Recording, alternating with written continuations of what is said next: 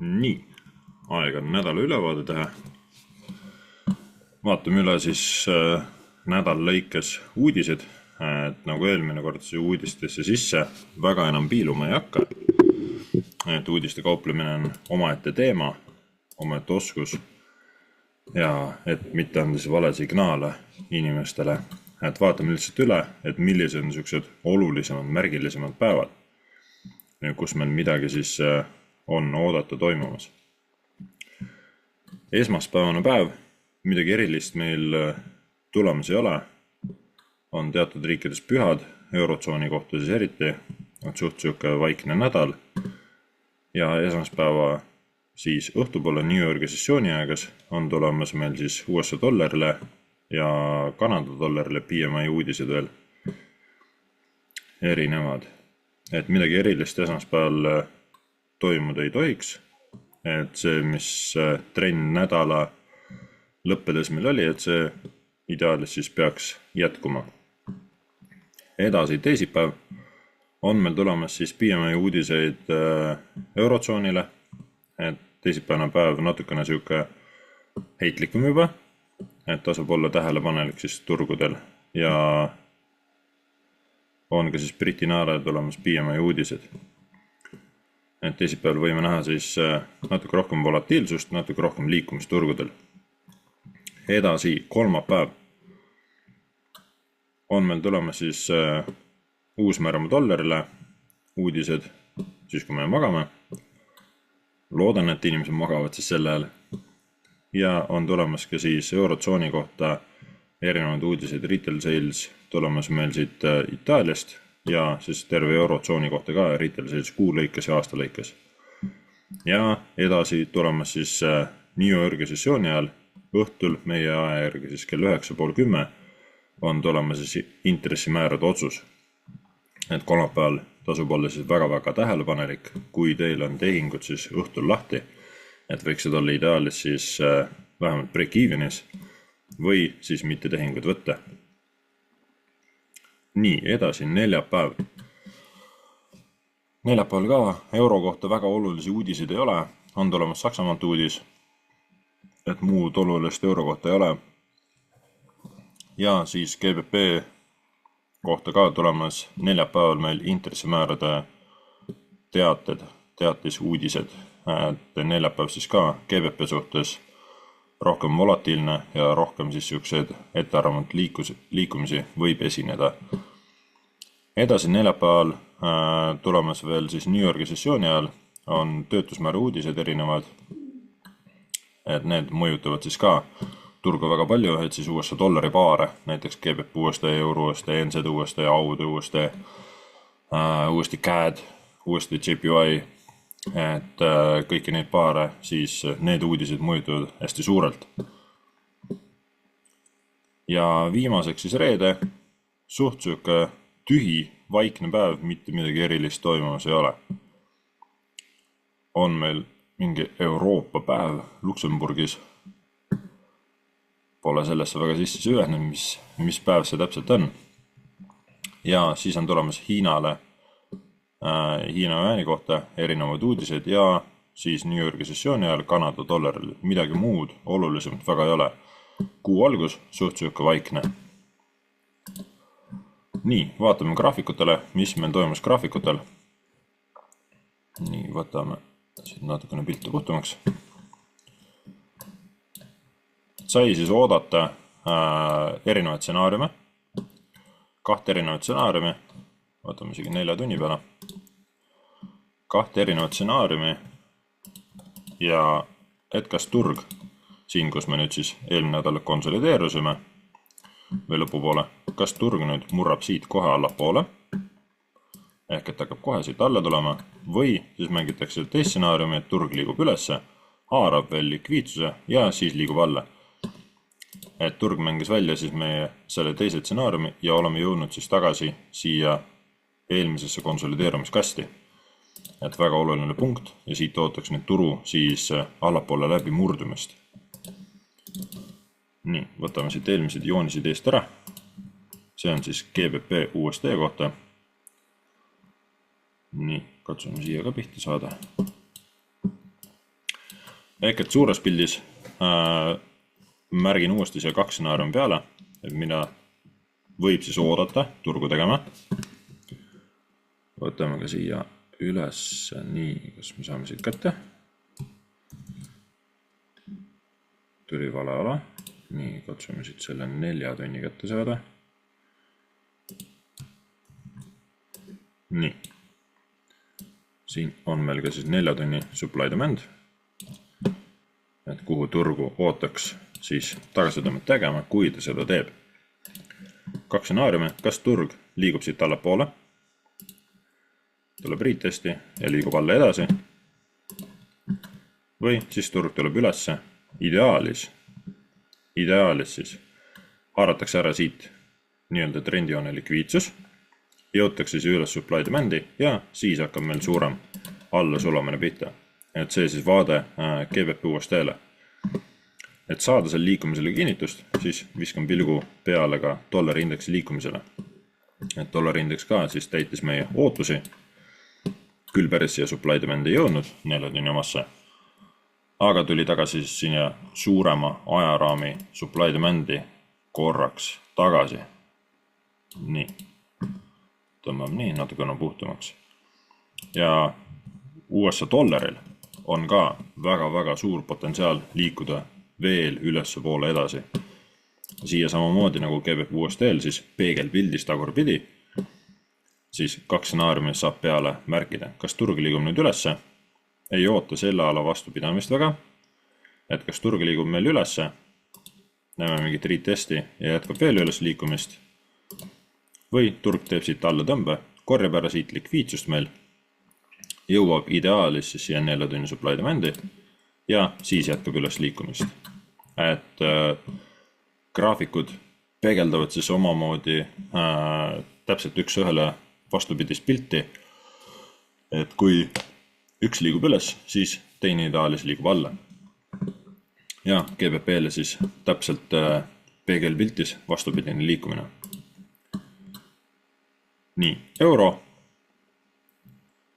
ootus siis ka, võtame siin väiksemal märgis pealt ära. Ootus täideti siis nii-öelda selle teise stsenaariumi suhtes, küll ei jõutud siia supply demandi, mis ma olen siin välja märkinud. Et turg päris sinna välja ei jõudnud, euro reageerib siis rohkem tihemini pigem fair value gapidele kui supply demandile, et supply demandile reageerib ta ka, aga rohkem saab enda reaktsiooni siis fair value gapidest. Ja siit sama moodi siis peegelpildi ootus dollari indeksi suhtes, kas turg nüüd liigub ülesse, korjab meil ära siit likviidsust, jõuab veel siia ülesse, siin on ka väike fair value gap vahel, jõuab meil siia ülesse, võib olla siia supply demandina välja ja siis toimub meil alla liikumine. Või stsenaarium 2, et turg liigub kohe läbi, sest meil on siin ka double bottom, siin on üks põhi, siin on teine põhi, väga-väga hea likviidsus turul püüdmiseks. Teine stsenaarium võime näha võib-olla midagi sellist. Et suhteliselt niisugune copy-paste GBP USD pealt siis. Ja see on täiesti normaalne, et need 2 paari siis omavahel korreleeruvad ehk siis liiguvad sarnaselt. Vaatame korra weekly küünalt. Et weekly küünal annaks meil kinnituse, et see nädal sulgus bearish'is ja sulgus eelmise nädala alast allpool, et euro annab meile selle kinnituse, et on valmis liikuma veel allapoole. GBP eelmise nädala alast läbi murnud veel ei ole, eelmise nädala põhi on meil siin, et veel läbi murnud ei ole, küll aga siin wikkide näol, siin võib-olla keerukas nagu eristada, hästi palju märkimisi on peal, aga küünle wikid ehk pikad sabad, et see annab meile indikatsiooni, et siin on müüjad siis pildis, müüjad on ennast siin positsioneerinud, kaitstakse seda eelmist ala ja siit võib olla siis potentsiaalne liikumine suuremas pildis, siis kõvemalt allapoole. Nii, NZD. Võtame 4 tunni vaate. Nii, väiksemad pildid eest ära. NZD natukene meil seda stsenaariumi täitis, mis siin ootus oli, küll mitte päris seda pikka jooksu, et NZD ka siis on rohkem siin konsolideerumas. Väga-väga sarnane siis euro liikumisele. vaatame korra 4 tunni pildis, ühtegi supply demand'i NZD-l otseselt siin 4 tunni peal ei paista. Daily peal ka mitte. Vaatame korra 1 tunni peale. 1 tunni peal on meil siin niuke kabedam likviidsus, mida turg siis täitma võiks tulla. Ühtegi kasutamata supply demand'i siin jalas ei ole, ehk et see tähendab, et turu liikumine on siis küllaltki terviklik, tervislik. Ja NZD-l samamoodi 2 stsenaariumit ootaks võib-olla sihukest agressiivsemat hüpet, et kui esineb siis selle paari suhtes manipulatsiooni, et turg viskab ülesse, korjab ära siit nii-öelda kõik selle trendijoone likviidsuse, mis siia on kogunenud, jõuab meil siia ülemisse alasse ja siis hakkab suurem sulamine pihta.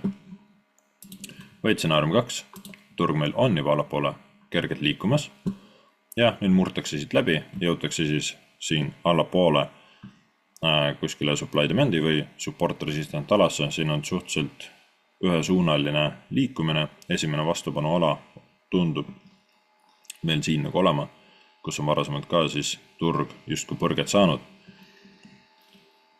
Et teiseks stsenaariumiks midagi sellist näiteks. Aga samamoodi nagu GBP ja eurogi ootaks ka NZD-l siis alla liikumist. AUD siis täpselt nii nagu ka Kanada dollar, ka AUD on väga-väga palju siis konsolideerub ehk külgsuunas liikuv paar. Ja siin see nädala ootus võiks öelda, et jäi siis mõneti tulemata. Hetkel on AUD siis endal siin külgliikumise pealt likviidsust ära aranud. On ka meil siin nii-öelda neid siis supply demand alasid esimesse siia sisse jõutud ja on ka meil siin kõrgemal ja ka siis support resistant ala eelmise põhja pealt on meil kohe siin vastas.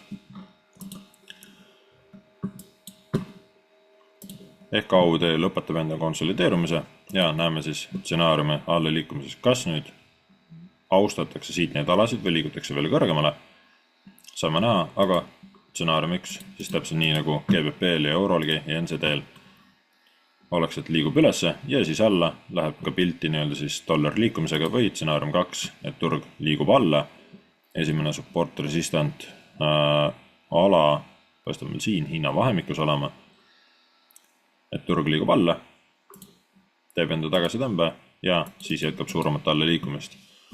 Kuid seda alla liikumist siis ootaks ikkagi, sest kogu selle jala suhtes siin ei ole seda tagasitõmmet veel toimunud. Et seda tagasitõmmet siis ootaks, et turg tuleks tagasitõmbe ja siis jätkaks üles liikumist. Ja seda siis kõikide eelnevate paaride kohta ka. Nii, GBP NZD täitis siis 1-2 stsenaariumist väga-väga ilusti. Võtame siit pealt teise ära praegu. See oli külgi liikumisega ära. Turg liikus meil ilusti siis ülesse, tegi enda tagasitõmbe ja nüüd seda jätkuliikumist ülesse veel rohkem tekitanud ei ole. Ja on ka meil siin siis võiks öelda, et ekstreemumis eelmise jalas on ka siin meil veel supply demand ala, et kuhu turgu ootaks veel sisse. Vaatame korra, on ka meil siin allpool suht terviklik liikumine. GBP NZD-l ootus siis oleks selline, see oleks ideaalstsenaarium, et turg tuleb siin 4 tunni peale sisse ja siis jätkab üles liikumist. Või siis jätakse see supply demand rahule ja jätkab turg siis siit kohe üles liikumist, võetakse ära siit see tipp, siseliikumise tipp siis selle tipu ja nüüd selle põhja vahel, et jätkab siit kohe meil siis selle plahvatust ülesse. Et GBP NZD-l siis oleks selline ootus. GBP JPY on jätnud maha siis kõvasti likviidsust. Meil neid 4 tunni alasid on siin hulgim ja turg siis jõudis meil ilusti siia ülesse suurema ajaraami ka supply demand'i. Et sealt nüüd võiks oodata küll siis alla liikumist põrget allapoole, et korjata ära kõik siia see kogunenud likviidsus. Nii, võtame need stsenaariumid siit eest ära. Tuleva nädala stsenaarium. Vaatame korra weekly't. Weekly vaates oleme bullish. Kerge müüjate nii-öelda signaal on justkui olemas. Nii, tagasi 4 tunni peale. Et GBP JPY ootus siis turg tuleks allapoole. Siin on meil esimene support resistant ala, ka supply demand jääb meil siia ala peale siis. Esimene stsenaarium midagi sellist, et siis üldiselt turg võiks liikuda siia põhja poole terve selle nädala jooksul, et võiks siia põhjani välja jõuda. Mis ta siis edasi teeb, see on ise küsimus. Teine stsenaarium, et turg tuleb veel korra kõrgemale, haarab veel likviidsust, täidab meil siit ka selle küünaldevahelise käpi ära, mis meil siin siis selle maakleri hinnagraafikus esineb. Ehk et jõuab meil korralikumalt siia alasse sisse ja siis toimub meil alla liikumine. Et 2 sihukest võimalikud stsenaariumi, mida siis vaataks GBP JPY-l. Uuesti JPY võiks siis samasugust pilti meil enam-vähem ka näidata. Nii, võtame siit need stsenaariumid pealt ära. Uuesti JPY-l, kui vaatame siia, siis nii palju neid supply demand alasid maha jäänud otseselt ei ole. See on meil siin kasutatud. Turg tuli meil sisse, see ala on kasutatud. Sealt enam reaktsiooni ei ootaks. Saame siia märkida vahepeale uue ala. Nii, kuni siia põhjani. Uuesti JPY näitab meil üles liikumist. Küll ootaks kerget tagasi tõmmet. Uuesti JPY ootaks miskit sellist, et tuldaks, täidetakse ära. Kas turg siia alla nüüd jõuab? See on ise küsimus, tuleb jälgida siis hinna liikumist. Tuleb jälgida price actionit, et mida meil turg teeb, kuhu pool liigub. Aga meil on ka siis, kui võtame siit ka weekly vaate, siis meil on üles liikumiseks potentsiaali siin uuesti JPY päris palju. Siia ka hetkel siis tekkinud ka double bottom, ehk päris hea likviidsuspunkt tuleviku tarbeks. Kuid siit seda tagasitõmmet veel toimunud ei ole, et turg saaks siis veel allapoole tulla. Ehk siis kogu selle jala osas on veel tagasitõmme tegemata. Et sellist stsenaariumi ootaks siis uuesti JPY-lt. Võiks siia tegelikult teise ka panna. Olen praegu siin alas sees 4 tunni peal, jah, meil justkui nagu ostjate kohalolu signaal siin paistab. Teine stsenaarium, mida see ootaks, kui turg siit kohe üles liigu, ootaks siis turgu võib-olla jõudma siia ekstreemumi. Ideaalis tahaks, et see ekstreemum hetkele alles jääks, et turg veel seda ära ei võtaks ja liiguks siis ülesse. Et täidaks meil ülemised alad ära ja tuleviku tarbeks siis jääb meil siin likviidsus maha. Institutsiooniline siis punkt justkui jääks maha, mida hiljem kasutatakse siis turuosaliste meelitamiseks, et meelitada neid vales suunas. Nii, uuesti käed. Jätkuvalt meil kõvasti konsolideerub, erilist liikumist toimunud ei ole. Vaatame korra natuke kaugemalt pilti. On meil suurem aeraam siin allpool ees. Võtame siit need joonekesed ära. Pildi natukene puhtamaks. Uuesti käedil ootaks siis ka, praegu on downtrend. Ootaks turgu tulema allapoole sisse, emba kumba nendest aladest ja siis liikume ülesse. Seda praegu siin 4 tunni vaates. Hetkel paistab meil siin ka justkui likviidsuse haaramine. Kui võtame siit eelmise viki põhja pealt, siis küünlakehad ei ole sulgunud allpool. Ehk et on tegu siis mõnes mõttes likviidsuse haaramine. Et selle kinnituse, likviidsuse haaramise kinnituse saame siis paika panna, kui turg murrab meil siit tipust läbi. Ehk et allapoole liigu ja liigub üles, murrab siit tipust läbi. et siit selle alusel saaks ka siis teise stsenaariumi, et turg võiks liikuda siis ülesse, oleneb kõrgele see ülesliikumine toimub, ootaks retesti ja siis liikumist sinna alapoole. Ehk et läheb ka siis hästi kokku dollari-indeksi liikumisega. Nii, viskaks pilgu peale ka korra kullale. Kulda ei ole väga ammu vaadanud. Et osaliselt sõjad ja konfliktid siis maailmas justkui näitavad rahunemismärke, et kerge rahuperiood suviseks ajaks võiks nagu tulla. See tähendaks ka siis kullale langust, korrektsiooni. Kuld on meil siis väga pikka aega. Siit võiks isegi mantli vaatesse tulla. Et kuld on meil väga pikka aega olnud tõusutrendis peale seda, kui siis siit sellest punktist, kui sellest punktist läbi murti, siis on meil alates siin, mis ta meil siin tuleb, eelmise aasta märtsist saati on tõusulaines olnud. Et terve aasta siis on kuld olnud tõusulaines ja see on suuresti siis erinevate sõdade, tariifide ja muude asjade tõttu siis ajendatud olnud. Et võiks toimuda siis kerge korrektsioon. Nii, vaatame, märgime peale mõned sellised olulisemad punktid alad.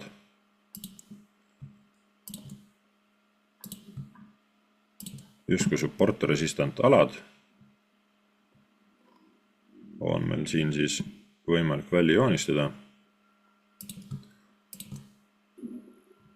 Et kus meil see turu liikumine siis enda olulist tuge saada võib. Nii. Allapoole suunas. Saame siia ka. Siin hinnavahemikus siis. Et kullapiltis ka, sest praegu kuld meil näitab downtrendi.